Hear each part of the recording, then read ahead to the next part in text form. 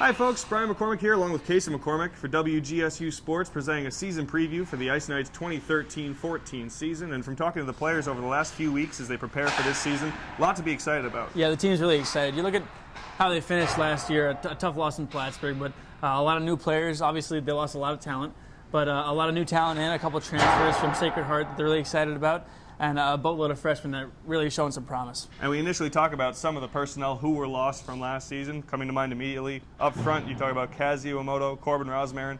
Rosmarin, over the last 2 years of his career here at Geneseo, really sees an offensive role. Geneseo, always a playmaking presence. With the loss of both of those guys, you lose a lot of speed down the middle. And that's something that we talked about for the past 2 years. Corbin Rosmarin, how great he was offensively, and so much productivity. And as you said, Geneseo was always a guy who his speed creates so much, and you lose a lot up front. But you have some freshmen coming in who have put up some huge numbers. Jack Zaglarski, who played last year in the EJ, some huge numbers for his past 2 years. And over 100 points the last 2 years, 64 last season in the EJ for the Boston Bandits.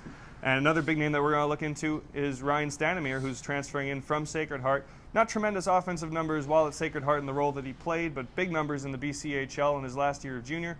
And someone who, just like Tyler Brickler when he transferred from UMass Lowell for last season, a veteran presence, a D1 talent presence, and a lot will be expected from him. Someone who can make an impact right away, and they're really excited about what he can do. And we've already heard that he will likely be inserted on the top line, presumably going off of last year. That could be with Zachary Vitt and Carson Schell. We haven't seen lineups yet. And/or Tyler Brickler.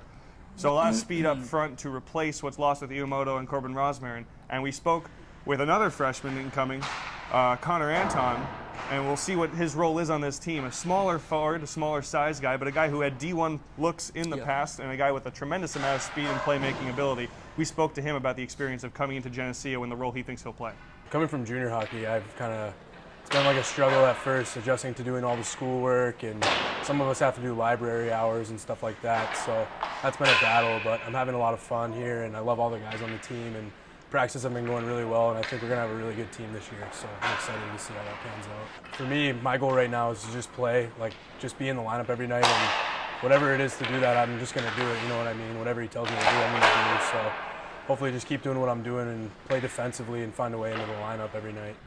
So again, with a heavy influx of talent at the forward position for Geneseo for a few spots to replace. Again, last year, throughout the years, the season developed, new names stepped up. We talk about Jonathan Soucis had a breakout season, what he was able to accomplish skating in between Ryan Donnelly and David Ripple. A lot more expected of them. And if that line can stay together, if Coach Schultz decides to do that, that could be one of the more dominant offensive lines in this league. Well, we talked about Geneseo went on a run where I think they won 9 out of 10 games, and it was a lot because of that line, but I think Coach Schultz always says it's a good problem to have, having 3 or 4 lines and a couple forwards who are trying to make their way into the lineup. And that line in particular is going to be huge for Geneseo. And I think maybe a little more production out of Carson Schell is something that they would like.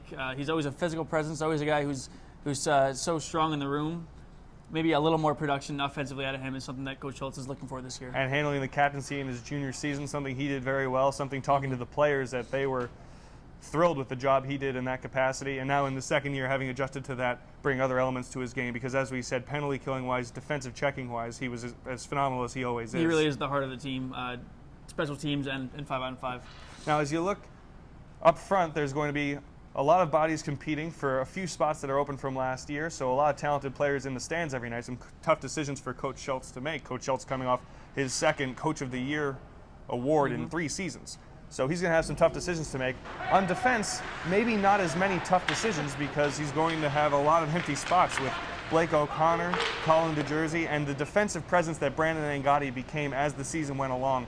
That's about probably all 3 of those guys. Definitely O'Connor and DeJersey played upwards of 25 minutes a night, and Angadi important minutes too. I mean, they played, Angadi especially, is someone who I wouldn't say struggled in his first 3 years, but was in and out of the lineup. But last year, he really stepped up.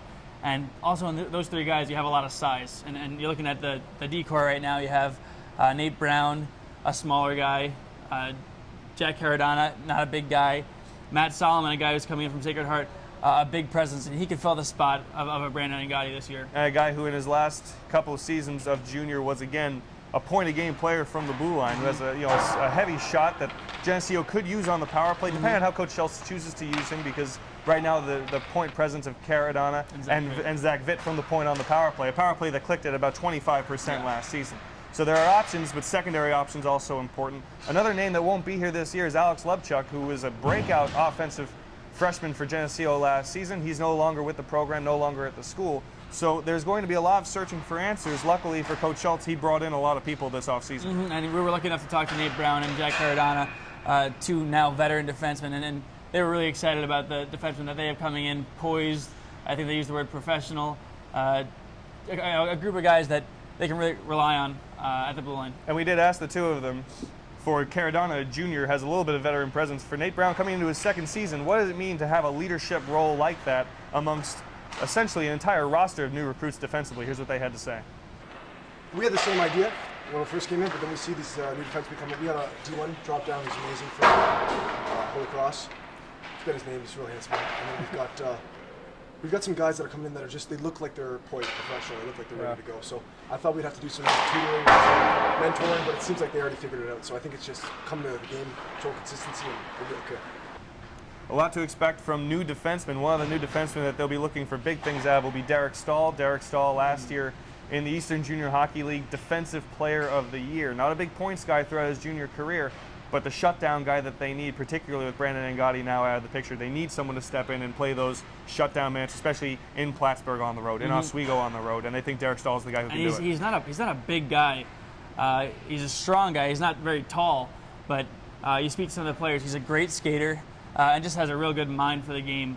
Really a smart guy. A guy, I guess I would kind of think of a Danny Scagnelli. Not a big guy, but just very smart in his own defensive zone.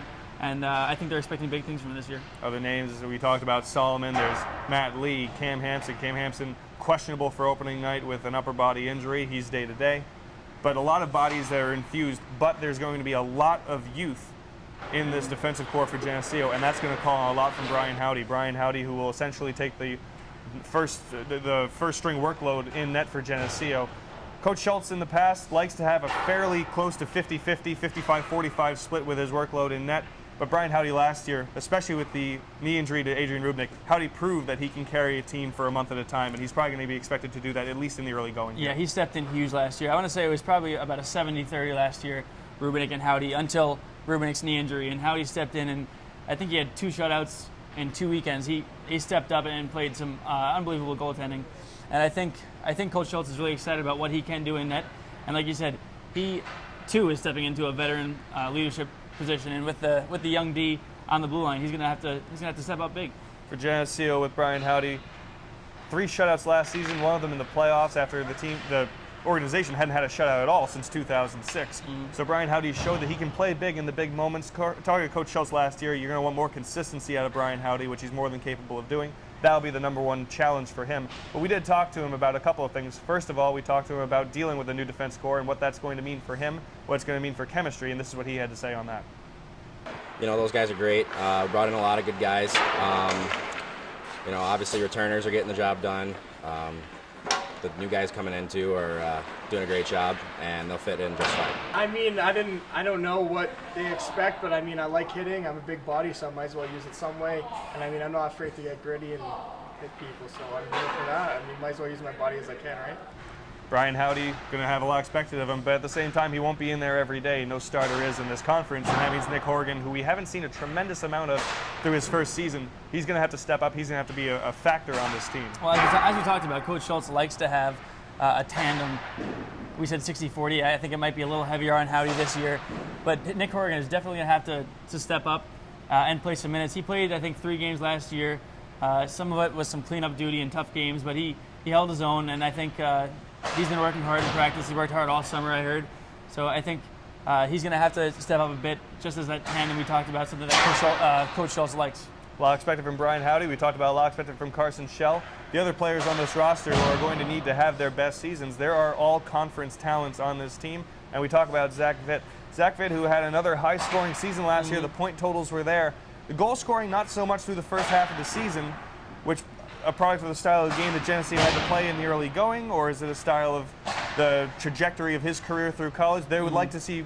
Luckily, last year they discovered just how widespread scoring options that they did have. But with Iwamoto gone, with Rosemarin gone, they're probably going to need more pucks in the net from Vitt. They're really going to rely on that first line. We talked about the same thing with Carson Schell. a little decrease in his scoring. But Zach Vitt, you look at how he played last year. Look how he played his freshman and sophomore year off the rush. Such a lethal shot, lethal slap shot, and his wrist shot rather. Last year off the rush, we didn't see the same shot. We didn't see the same productivity. And I think Vitt, working out here right now, actually, is working on that right now, trying to get his shot back down because he was really sniping his first 2 years here. Last year, just a little bit less. And no coincidence that he's out here right now. He's with new assistant coach Mitch Stevens. Mitch Stevens, a Geneseo alum, 167 points in his Geneseo career. A former first-team All-SUNYAC, a former SUNYAC tournament MVP. A lot of talent and a lot to teach as he joins the Geneseo coaching staff, and they expect him to be a major factor in helping this offense, particularly with the new guys. He has so much experience, and it's good to have a guy who's been in these guys' shoes. He's been here. He's played at Geneseo. He's played in Europe. I think he has over 260 points professionally. So he's a guy, like you said, out here right now helping Zach Vitt with his shot. I think he's going to help a lot of the young guys, but a guy who's been in their shoes, knows what they're going through, and knows the coaching staff very well. And a good time for an infusion of that kind of knowledge and that kind of teaching, because as we said, this roster, the way it looks, is a team that Geneseo believes, whether as committal as they are or not, to the question when we ask it, this is a team built to win now more than any that we've seen in the last 3 years. And Jonathan Soucis and Zach Vitt addressed that when we asked. Thinking back to freshman year, it seems like you have all the time in the world, and it flies by, it really does. And the big thing for us is winning that SUNYAC championship. It's something we all said we wanted to do together before we leave this place, and being our last go at it, we really want to make the most of this opportunity. Absolutely. It's probably the last year of hockey I'll ever play, and it's kind of hard to think about, but when you do think about it, it makes you want to win even more. I think it's really tough to say stack up before the year. I mean, it's something everyone gets caught up in, but at the end of the day, the difference between a good team and a bad team is not necessarily what you look like before the season or how good your players are, but just being a winning team and having that right attitude, coming to play every night. There's only so much forecasting and stacking up rosters you can do. It really comes down to who's ready to go when the puck drops. Geneseo, a team ready to win now. One of the reasons is because of the way the rest of the conference is shaken out. There's always going to be good goaltending in this conference, and that hasn't changed. But Oswego, graduating players like Johnny Whitelaw, Paul Rodriguez, Chris Muse. 12 seniors. 12 seniors, 5 of the top scorers in the conference off the Oswego roster. They'll retool and replace like they always do, but this is a team that is as in transition as you could ask for a team trying to chase them down in this conference. Plattsburgh will look pretty much the same, but as we saw here in Geneseo, tough building on the road. The deal is to go into the playoffs and not have to face them on the road. But this is a team Geneseo can skate with last year, more so now. In my opinion, I think Plattsburgh is even a bigger threat than Oswego is now, just because of the talent that they have going into their sophomore class now. And they've brought in some freshmen who played juniors on Long Island. We're lucky enough to know a bunch of kids from there. But some kids who've come in and really good, talented players. So I think Plattsburgh's the biggest step for Geneseo to get to a championship. Obviously, Oswego is going to be up there as well, and the Buff State teams that are just as grindy as Geneseo. But I think, as you talked about, if we can get Zach Vitt to score, if we can get Carson Shell back on the score sheet, and if you can consistently get scoring from that Soucis line and the good goaltending from guys like Brian Howdy and Nick Horgan, I think this team really does have a chance to win now. If Obstacle 1 is Plattsburgh and Obstacle 2 is Oswego, Obstacle 3 is the injury bug that has ravaged this team for the last 2 seasons, and they hope to avoid that.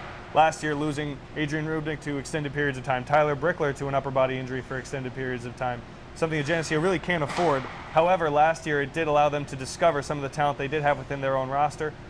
We talked about Jonathan Soucis in an expanded role. Also important was what we learned we had in Gary Childeros and what we learned we had from AJ Scriglio. Yeah, it's huge how deep this team is, because you also lost a guy in Justin Sharfie who put up a lot in his first year. But it's so important that Coach Schultz, we talked about, it's a good problem to have.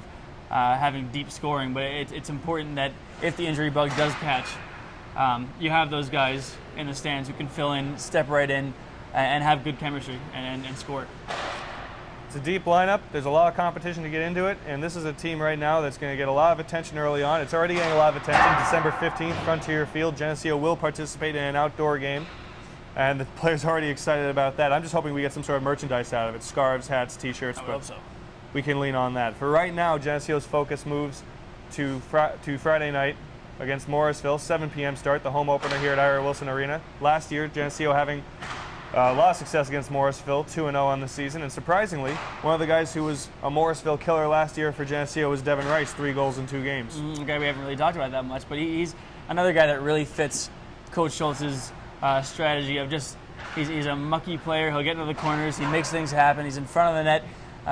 He's got a big body to screen goaltenders, and I think I wouldn't be surprised if we see him on Friday night. What kind of a preview can we give you for the opening night? Not much when we don't have a clue what this roster is going to look like, and we've pretty much explained to you for the last 20 minutes why. We would imagine Howdy in net. We would imagine that Caradonna and Brown are safe on defense. Yep. Up front, the lines, your guess is as good as ours, but we hope that you're going to join us at 89.3 WGSU. Casey and I will bring you all the action. Pre-game starting at 6:30 with Nate Joseph and Matt Keller. That'll be for every game this season. Extensive pre-game and post-game for everything Ice Knights right here on WGSU. And every week, previews just like you saw today on WGSU.edu so that we can bring you Ice Knights action up to date every week of the season. Thanks for joining us for this season preview. We hope that you'll be with us on Friday night on 89.3. Ready for a great hockey season, folks.